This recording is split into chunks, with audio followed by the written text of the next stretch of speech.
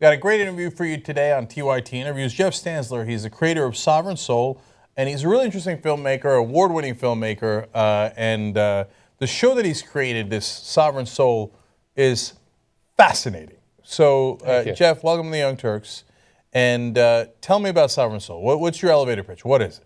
About a guy who is a former FBI field agent, but he's not retired. He's been relegated to a desk job because he uncovered a massive and systemic act of corruption, some defense contract bid rigging.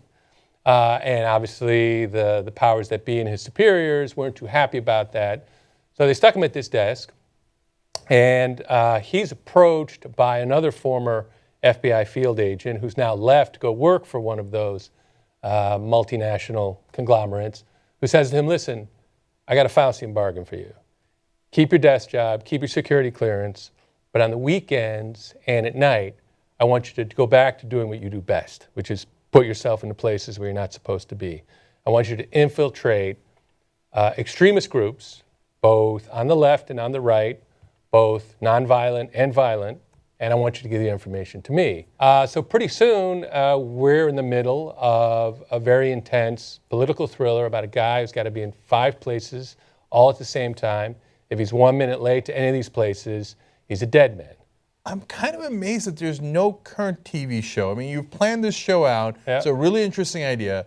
How could there be no TV shows on? Because it seems like such an obviously interesting thing to base a drama around. I couldn't agree more. And you know, it's funny, and you could actually extend the question to journalism. You know, why is it when Jared Miller and Amanda Miller go into that pizza parlor in Vegas and kill 2 cops and put "Don't Tread on Me" flags over them, that's a half a news cycle story.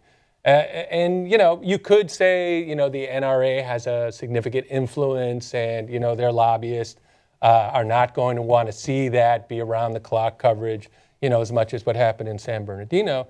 But I think it's deeper than that. I think, you know, it's easier to say, you know, oh, that threat to me, you know, I can see him a half a mile away. He looks different than me. He speaks a different language than me. He prays to a different God than me. That is somehow easier to compute than, geez, my neighbor who goes, his kids go to my school and he goes to my church. That's the threat to me, you know. And to me, as a storyteller, that's where the fascination is, you know, trying to figure out, you know, where that comes from, and why are we so unable to sort of accept that as part of who we are.